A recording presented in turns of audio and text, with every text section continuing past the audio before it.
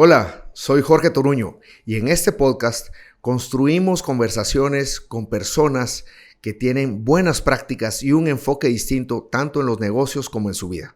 Ellos han sobresalido y aportado al desarrollo de su país o del mundo de formas que merecen ser relatadas para inspirar y para que más gente quiera hacer algo similar. Así que construyamos. Hola, ¿cómo están amigos de Constructivos? Bienvenidos al episodio 22. Hoy tenemos a una persona que conocí hace un poco más de un año en un concurso de emprendimientos que causaran un impacto positivo en diferentes categorías, pero al final del día un impacto positivo en el mundo. Él es Carlos Morales, él es un ingeniero en ciencias de la computación que se ha dedicado a la docencia en estos últimos años en la Universidad Francisco Marroquín. Y Carlos fue el ganador de ese concurso a nivel regional me refiero a Centroamérica, y gente de todos estos países, de Guatemala hasta Panamá, pues trajeron sus mejores productos y Carlos fue el ganador por el impacto positivo y la expectativa de ahorro de recursos, en ese caso agua, que puede tener este invento de él. El producto se llama Llenamaster, vamos a platicar un poco de él, pero estoy muy contento de que Carlos haya decidido y haya aceptado acompañarnos en este episodio 22. Así que Carlos, bienvenido a Constructivos. Jorge, muchas gracias por la introducción y por la invitación. Es para mí un honor estar acá compartiendo con ustedes un poco de la pasión, ¿verdad?, por el emprendimiento y el impacto que queremos lograr con Llenamaster y con otros proyectos pues, que se vienen en camino, que esperamos que todo salga bien. Así que muchas gracias por la invitación y por tenerme acá con ustedes. Gracias a vos de nuevo, Carlos. Carlos, como decía yo al principio, vos ganaste este concurso, ¿verdad? Fue el concurso de Nestlé, ¿verdad? Fue en 2021 o algo por el estilo. Realmente no tenemos que tener la fecha exacta, pero cuando yo escuché tu historia de por qué habías inventado Llenamaster, que lo pueden buscar en redes sociales si lo quieren ver, amigos, ahí está, para no ahondar mucho en ese tema, pero ¿qué fue lo que te motivó a crear un producto que tuviera un impacto positivo, en este caso en el ambiente? Yo creo que algo fundamental fue la propia experiencia en la creación de este producto, porque así fue como nace. De hecho, yo no soy el inventor, digamos, original del producto. El inventor original se llama Rafael y él era un inventor guatemalteco, de hecho. Entonces, la necesidad nace a partir de la mamá de él, porque ella tenía que levantarse en la madrugada todos los días para recolectar agua, ¿verdad? Ellos vivían en la Bolívar. Entonces la mamá pues se levantaba en todas las madrugadas, ¿verdad?, para poder recolectar el agua, porque el resto del día pues no tenían agua disponible, ¿verdad? Entonces debido a de tanto madrugar por el sereno y todo, pues ella se empezó a enfermar. Entonces su hijo dice, bueno, pues necesito desarrollar algo para ayudarle, ¿verdad? Y se dio cuenta que era una necesidad que era no solo de su casa, ¿verdad?, sino que toda la comunidad pues tenía el mismo problema. Entonces así es como nace originalmente la idea de crear este producto. Sin embargo, lamentablemente en el desarrollo pues el inventor original muere y el proyecto se queda como que a medias. Entonces años después su hijo y yo retomamos el proyecto y ahí fue donde vimos los avances que tenía él y lo terminamos de desarrollar, le hicimos mejoras y al final sacamos también un modelo de utilidad al respecto del diseño del producto como tal. Y así fue como nace la idea, pero digamos yo personalmente también tenía esa misma necesidad. Digamos, en mi casa no había agua tan constante. Entonces también había la problemática que a veces el chorro se quedaba encendido porque no nos dábamos cuenta, ¿verdad? Porque no había agua. Entonces cuando nos salíamos de la casa, íbamos a la iglesia, íbamos al mercado, alguna actividad, y al regresar pues había venido el agua y todo chorreado, ¿verdad? Entonces era una experiencia pues que a mí también me tocaba vivir. Entonces dije, bueno, esto nos puede servir también a nosotros como familia, como hogar, ¿verdad? Entonces, Carlos, y realmente uno, hasta que no esté en esas situaciones, no se da cuenta, primero, del desperdicio de recursos que puede haber, ¿verdad? Y que realmente la gente no tiene conciencia, pero segundo, de esas necesidades que hay, ¿verdad? Y que las cuales se pueden suplir con un poquito de ingenio, ¿verdad? Pero sobre todo, como vos contabas, con ganas de solucionar para la gente que más lo necesita. ¿Cómo fue tu proceso de acompañamiento con Rafael para poder llegar a un producto que fuera realmente bueno y que fuera rentable también y sobre todo barato. Esa fue una de las partes más difíciles porque de hecho el desarrollo, como era un producto nuevo, era una necesidad que ya llevaba años porque era algo cultural y que yo desde pequeño pues recuerdo de mi mamá gritándome que fuera a vigilar la pila, que no se fuera a rebalsar y demás. Es algo que ya lleva años existiendo con nosotros. De hecho ya generalmente las mujeres son las que se encargan de esto en la casa, ¿verdad? De estar manteniendo el control del agua.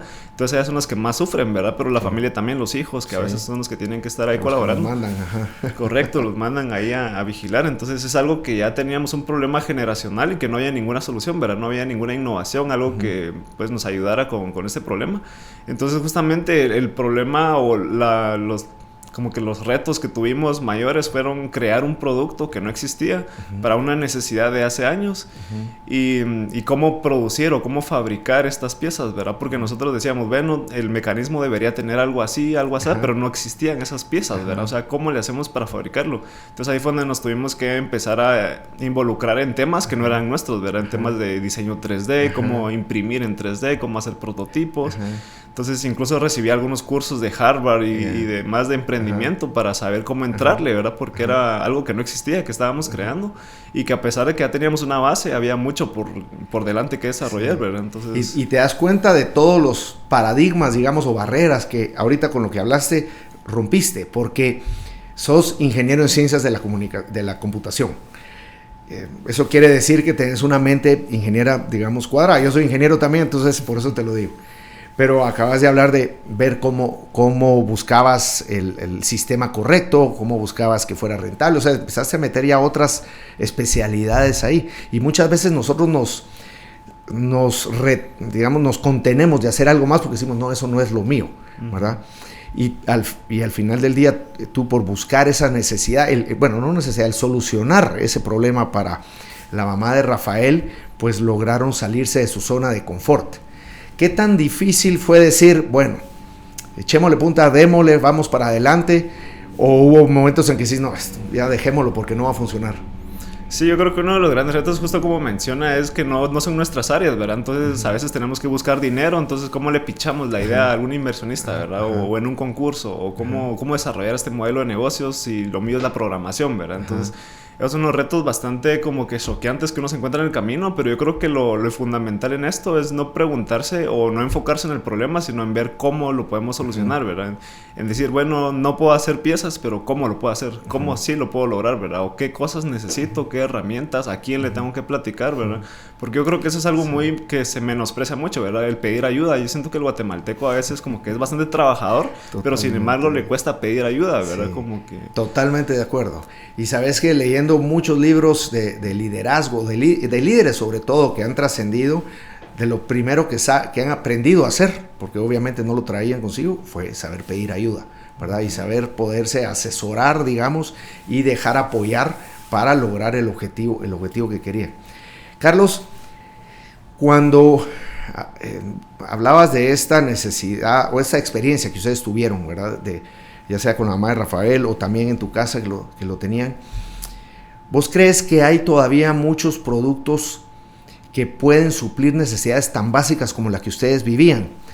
¿Y qué le recomendarías a la gente o a quien lo quiera hacer para poder ayudar al mundo, digamos, a causar ese impacto positivo y a atreverse a algo más, a desarrollar cosas que uno cree que ya está inventado todo, pero como hemos hablado contigo antes cuando hemos estado viendo el tema y en la máster, es que uno se sorprende todo lo que hace falta por inventarse todavía? Correcto, yo creo que esa es una bonita experiencia. Digamos, yo hace poco, justo por el proyecto, también tuve la oportunidad de empezar a viajar y a conocer también ecosistemas de emprendedores en otros países como San Francisco y demás. Entonces, creo que algo importante es como que centrarse en las necesidades que uno mismo tiene, porque a veces uno cuando quiere emprender dice, bueno, ¿qué voy a solucionar? O trata de buscar un problema que sea global o que un problema que todo el mundo tenga para que todo el mundo me pueda comprar. Sin embargo, yo creo que la mejor idea es empezar, bueno, qué necesidades tengo yo y qué cosas puedo solucionar para mí y que también eso se pueda replicar pues a mi comunidad, puede ser en mi cuadra, puede ser en mi familia, ¿verdad? O sea, no tenemos que irnos a comer el mundo, sino que empezar con algo muy básico que se pueda replicar, ¿verdad? Y que después identifiquemos, bueno, yo tengo este problema, pero también los demás lo tienen, ¿verdad? Entonces, no irnos tan lejos, sino ver hacia adentro, ¿verdad? E identificar esas problemáticas o necesidades que incluso en casa tenemos, ¿verdad? Que hay un montón. Y estando en Guatemala, escala, también esa es una oportunidad, ¿verdad? Digamos, hay muchas cosas que faltan inventar, muchas cosas por crear. Entonces también una fuente de inspiración es esa de viajar a otros países, ¿verdad? Y qué cosas ya han hecho. Entonces decir, bueno, esto en mi país también es un problema, ¿verdad? Entonces no es necesario como que ser un innovador o ser un pensador, sino solo ver qué necesito, ¿verdad? Y cómo lo puedo solucionar. Sí, no es necesario inventar el agua azucarada, como decimos aquí, ¿verdad? Y en esa línea de ideas, Carlos, un producto de este tipo que le llamamos sostenible, ¿verdad? Porque es un producto que es socialmente bueno porque en el caso de la experiencia que vos tuviste con Rafael, pues ya hacía que la mamá de él no se tuviera que levantar en las noches, ¿verdad? O sea, socialmente es bueno. Ambientalmente lo mismo, porque estamos ahorrando agua, no se está desperdiciando nada del recurso. Y tercero, es financieramente viable, ¿verdad? A veces lo sostenible se confunde con voluntariado, con querer hacer un favor, y es válido también, ¿verdad? Pero cuando queremos que esto llegue a un largo plazo, que de verdad se sostenga en el tiempo, necesitamos que llene esas tres variables.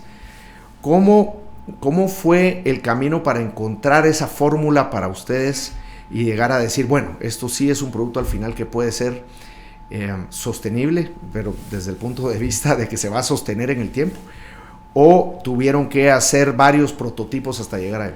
Entonces nosotros sí hicimos una serie de prototipado muy amplia, ¿verdad? Para llegar a reducir los costos lo más posible, para que al final el precio final de público pues no fuera tan alto, ¿verdad?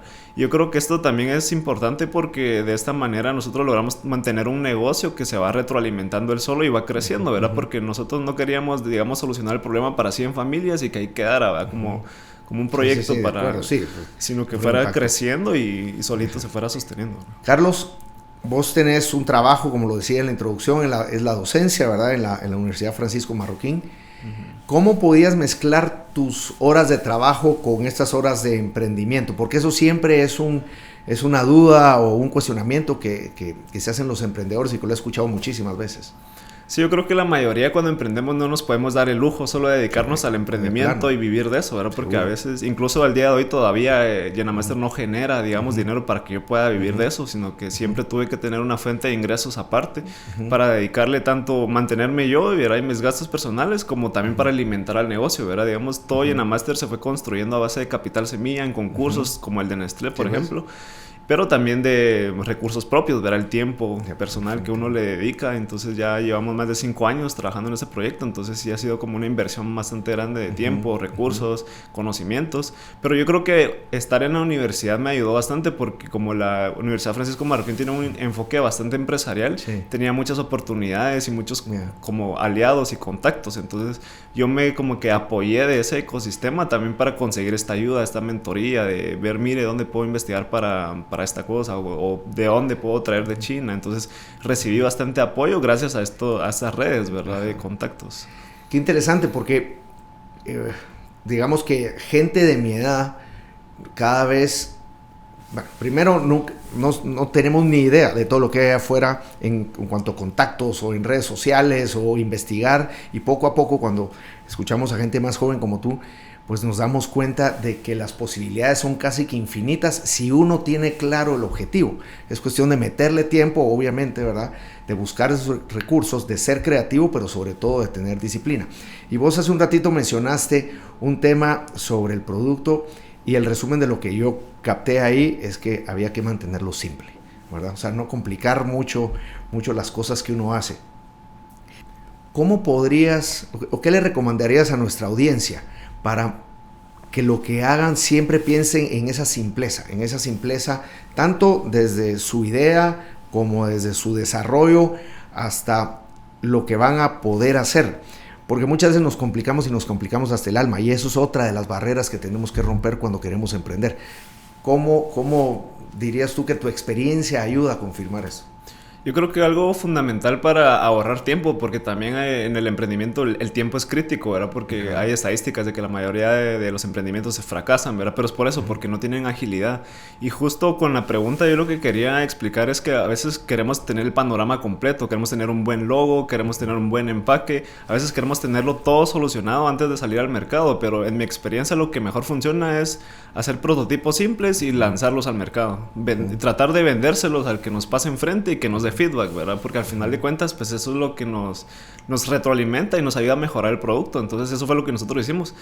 Fue decir, bueno, con que tengamos un producto que medio funcione, lancémoslo y a ver qué pasa. A ver, vamos a ir recibiendo retroalimentación y hacer cosas que uno mismo puede hacer, ¿verdad? Porque a veces quisiéramos contratar a 1000 personas para que nos ayudaran con todo, pero no, o sea, decir, bueno, ¿qué puedo hacer yo? ¿Qué está en mis manos? Y con eso poco, pues ya nos lanzamos y probamos y a ver qué resulta, ¿verdad? Para hacerle después una serie de iteraciones para ir mejorando, pero es prototipar rápido, prototipar simple y lanzarlo al mercado para validar. Creo que esa sería la mejor estrategia. Muchísimas gracias, Carlos. Súper valiosos esos aportes, porque dentro de nuestra audiencia hay de todo, desde empresarios maduros hasta jóvenes emprendedores, y eso que acabas de decir aplica a todos, ¿verdad? Al final no podemos esperar que algo sea perfecto para poderlo hacer, ¿verdad?